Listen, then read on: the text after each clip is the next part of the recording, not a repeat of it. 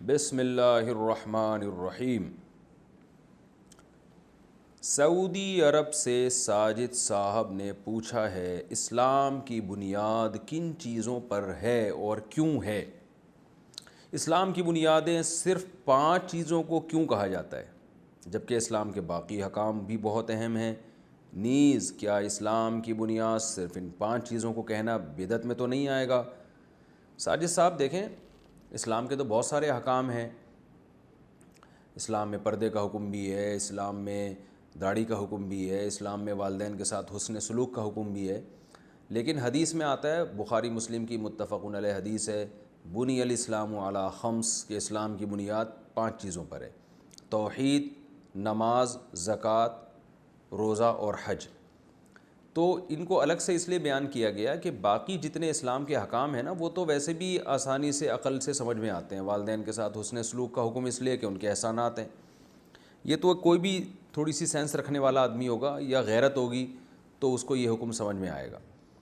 تو اسی طرح چوری نہ کرو اسلام نے کہا، اور اسلام نے کہا کہ بھئی جو ہے وہ جھوٹ مت بولو، اور چوری کی جو سزا ہے ہاتھ کاٹنے کا حکم، تو سزا تو کوئی نہ کوئی ہوگی نا کسی بھی مذہب میں۔ چوری کو تو دنیا میں کوئی بھی جائز نہیں کہتا، تو اسلام نے ایک سزا متعین کر دی، ہاتھ کاٹ دیے جائے۔ تو اسلام نہیں ہوتا تو کوئی دوسرا مذہب وہ اپنے لحاظ سے حکم دے دیتا۔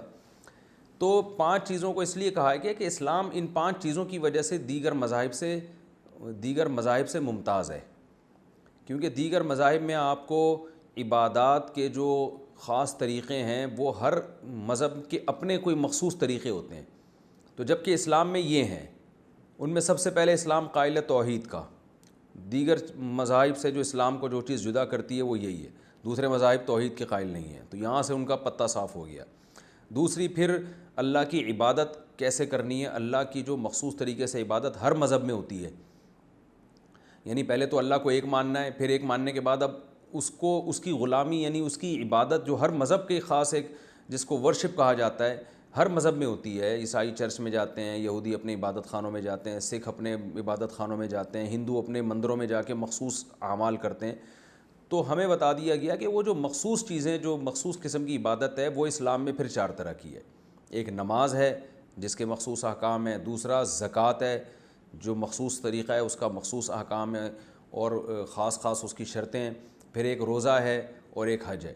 تو یہ وہ 5 چیزیں جو اسلام کو دیگر مذاہب سے بالکل ممتاز اور جدا کرتی ہیں، جو مسلمان کے علاوہ کوئی بھی نہیں کرے گا۔ تو اس لیے ان کو خاص طور پر اسلام کی بنیاد کہا گیا ہے کہ یہ 5 چیزیں ایسی ہیں جن کے بغیر ایک آدمی مسلم ہو ہی نہیں سکتا، کیونکہ باقی احکام میں تو بہت سے غیر مسلم بھی کر رہے ہوتے ہیں، بہت سے غیر مسلم والدین کی خدمت کر رہے ہیں، سارے غیر مسلم چوری کو غلط سمجھتے ہیں۔ کچھ لوگ داڑھی کے بھی قائل ہیں، سکھ لوگ بھی داڑھی کے وجوب کے قائل ہیں، یعنی وجوب کا مطلب ان کی مذہب میں یعنی ان کے ہاں یہ بھی ضروری ہے۔ تو لیکن یہ جو چیزیں ہیں نا، یہ خاص چیزیں، یہ اسلام کی بیس ہیں، یہاں اس کے بغیر تو آپ مسلم ہی نہیں کہلائیں گے۔ تو دنیا کی نظر میں اچھے انسان تو کہلائیں گے، لیکن اللہ کی نظر میں مسلم نہیں کہلائیں گے آپ۔ اور افسوس کی بات ہے آج مسلمانوں نے بنیادی کو چھوڑ دیا ہے۔ بہت سے مسلمان نماز نہیں پڑھتے، بعض نماز پڑھتے ہیں، زکوٰۃ نہیں دیتے۔ تو آپ کو اسلام کی بنیاد قائم کرنے کے لیے ان 5 چیزوں پہ تو پہلے آنا پڑے گا۔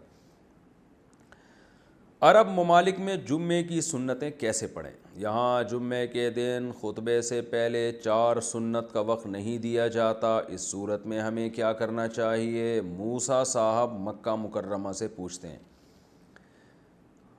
یہاں واقعی بہت سی اس طرح کی شکایتیں آتی ہیں، لوگ کہتے ہیں ہمیں سنتوں کا ٹائم نہیں دیا جاتا۔ تو پہلی بات تو یہ کہ جو بڑے علماء ہیں ان کو چاہیے سعودیہ کے بڑے علماء سے ملاقات کریں، بھئی کیوں آپ وقت نہیں دیتے؟ یہ تو حدیث سے ثابت ہے، نبی صلی اللہ علیہ وسلم جمعے سے پہلے 4 سنتیں پڑھا کرتے تھے، ابن ماجہ کی حدیث ہے۔ پھر عبداللہ ابن عمر، عبداللہ ابن مسعود رضی اللہ تعالیٰ عنہ سے ثابت ہے کہ وہ جمعے سے پہلے 4 سنتیں پڑھتے تھے۔ یہ تو عبداللہ بن مسعود تو نبی صلی اللہ علیہ وسلم کے سفر حضر کے ساتھی ہیں۔ اور پھر مصنف عبد الرزاق میں کہ عبداللہ بن مسعود حکم دیا کرتے تھے جمعے سے پہلے 4 سنتیں پڑھنے کا۔ ان کے شاگرد عبد الرحمن السلمی فرماتے ہیں، کان یأمرنا عبداللہ بن مسعود رضی اللہ تعالیٰ عنہ ان نصلی قبل الجمعۃ 4، کہ عبداللہ بن مسعود ہمیں حکم دیا کرتے تھے کہ ہم جمعے سے پہلے 4 سنتیں پڑھیں۔ اس سے پتہ چلتا ہے یہ سنت بھی سنت مؤکدہ ہیں، صرف ایک استحباب کے درجے میں نہیں بلکہ مؤکد ہیں۔ بہرحال عرب علماء کی رائے یہ ہے کہ جمعے سے پہلے 4 سنت موقدہ نہیں ہے، تو اس لیے وہ اجازت، یعنی وہ کبھی ٹائم دے دیتے ہیں کبھی نہیں بھی دے دیتے۔ لیکن جمہور کا مذہب یہی ہے، علامہ ابن رجب جو فقہ حنبلی کے بڑے امام سمجھے جاتے ہیں، انہوں نے یہ بات لکھی ہے کہ جمہور کا مذہب یہی ہے کہ جمعے سے پہلے 4 سنتیں یہ پڑھی جائیں گی۔ تو اس لیے یا تو حکام بالا سے مل کے ان سے گزارش کی جائے کہ بھئی اس کا ٹائم دیا جائے، پھر بھی اگر وہ ٹائم نہیں دیتے یا ان کی رائے، وہ اپنی رائے پر قائم رہتے ہیں، تو پھر یہ ہے کہ پھر جمعے کی نماز پڑھ لی جائے اور پھر بعد میں یہ سنتوں کو پڑھ لیا جائے۔ تو اس کے فساد پھیلانا جائز نہیں ہے کہ آپ علماء سے بلا وجہ بحثیں کرنا شروع کر دیں، ان کو تنگ کرنا شروع کر دیں، اور جو ہے یا عوام میں انتشار پھیلانا شروع کر دیں۔ جمعے کی سنتوں کی اہمیت اپنی جگہ، لیکن انتشار سے بچنا یہ زیادہ ضروری ہے۔ تو نئی وقت ملتا تو کوئی بات نہیں، پھر آپ جمعے کے بعد یہ سنتیں پڑھ سکتے ہیں۔ جنازے کے بعد ایصال ثواب اور دعا کا حکم۔ ہمارے ہاں جب کسی کی میت ہو جاتی ہے تو نماز جنازہ کے بعد امام صاحب کہتے ہیں 1 بار سورہ فاتحہ اور 3 بار قل شریف پڑھ کر میت کے لیے ایصال ثواب کریں، اور پھر اس کے بعد دعا بھی مانگی جاتی ہے۔ پھر میت کو دفن کرنے کے بعد قبر پر بھی دعا مانگی جاتی ہے۔ کیا ایسا کرنا درست ہے؟ راشد صاحب حالہ سندھ سے۔ نہیں جناب، ایسا کرنا درست نہیں ہے، اس لیے کہ دین میں نبی صلی اللہ علیہ وسلم نے فرمایا من احدث فی امرنا ھذا ما لیس منہ فہو رد، کہ ہمارے دین میں کوئی بھی نئی چیز ایجاد کرے گا وہ رد ہے۔ تو آپ صلی اللہ علیہ وسلم نے جنازہ جو ہمیں بتایا وہ خود ایک دعا ہے، اس میں یہ دعا مانگی جاتی ہے۔ مختلف دعائیں ہیں، مشہور دعا یہی اللہم اغفر لحینا و میتنا و شاہدینا و غائبینا۔ تو یہ میت کے لیے دعا تو ہو رہی ہے، سب حاضرین کے لیے بھی ہو رہی ہے، میت کے لیے بھی ہو رہی ہے۔ یہ ایسے ہی ہے جیسے کوئی دعا مانگے اور پھر کہے دعا کے بعد پھر دعا۔ اب جب اس کو منع کیا جائے بھائی دعا تو ہو گئی نا، تو وہ کہے کہ ممانعت کی کیا دلیل ہے کہ دعا کے بعد دعا نہیں مانگی جائے گی؟ تو عبادات میں جو ہے نا کسی چیز کے ہونے کی دلیل ہوتی ہے، نہیں ہونے کی دلیل نہیں مانگی جاتی۔ مثال کے طور پر فجر کی 2 فرض ہیں، اب کوئی 3 پڑھنا شروع کر دے، ہم اس کو منع کریں گے بھائی یہ بدعت ہے۔ وہ کہے کہ کیا کون سی حدیث میں آتا ہے کہ نبی صلی اللہ علیہ وسلم نے 3 رکعت پڑھنے سے منع کیا ہے؟ تو بھائی 3 رکعت پڑھنے سے منع نہیں کیا، کہیں بھی نہیں ہے حدیث، لیکن 2 رکعت پڑھی ہیں تو اس کا مطلب ہے 2 پہ اسٹاپ کرنا ہے آپ نے۔ 1 رکعت میں آپ صلی اللہ علیہ وسلم نے 2 سجدے کیے ہیں، اب آپ جوش میں آ کے 1 رکعت میں 3 سجدے کر لیں تو ظاہر ہے منع کیا جائے گا آپ کو۔ اب آپ دلیل یہ دے رہے ہیں کہ کون سی حدیث ہے جس میں 3 سجدوں سے منع کیا ہے، تو ایسی تو حدیث قیامت تک نہیں ملے گی۔ لیکن ہم یہی کہیں گے بھئی یہ عبادت ہے، اور عبادت توقیفی کا مطلب اس میں عقل نہیں چلتی، اس میں جیسے ہمیں بتایا گیا ویسے ہی کرنا ہے۔ تو دعا کا کوئی مخصوص وقت رسول اللہ صلی اللہ علیہ وسلم نے ہمیں بتایا نہیں ہے، تو جب چاہو جب دعا مانگ لو۔ تو آپ نے جب اپنی طرف سے کوئی وقت فکس کر لیا اور اس کا عمل بنا لیا، اور لوگ جو نہیں کر رہے اس کو آپ ملامت کر رہے ہیں، یا ملامت نہیں بھی کر رہے لیکن آپ نے اپنی طرف سے اس کی پابندی شروع کر دی، اور دیکھنے میں ایسا لگ رہا ہے کہ یہ بھی کوئی شریعت میں مطلوب عمل ہے اور اس کی کوئی لاجک بھی نہ بنتی ہو، کہ کیونکہ نماز جنازہ ہے ہی میت کے لیے دعا، تو پھر آپ دعا مانگ رہے ہیں، اس کا مطلب وہ دعا نہیں تھی، وہ کیا تھا؟ وہ اگر کوئی کہتا ہے کہ بھئی دوبارہ دعا مانگنے میں کیا حرج ہے، تو پھر تیسری دفعہ دعا مانگنے میں بھی کوئی حرج نہیں ہونا چاہیے، چوتھی دفعہ بھی نہیں ہونا چاہیے۔ تو اس طرح سے کوئی 10 دفعہ دعا مانگتا رہے کہ بھئی دعا ختم کرو، چلو دوبارہ دعا شروع کرو، اب آپ اسے کہیں پھر کیوں مانگ رہے ہو، تو کہہ کہ ناجائز ہونے کی کیا دلیل ہے؟ تو اس میں لوگ بھی حرج میں مبتلا ہوں گے۔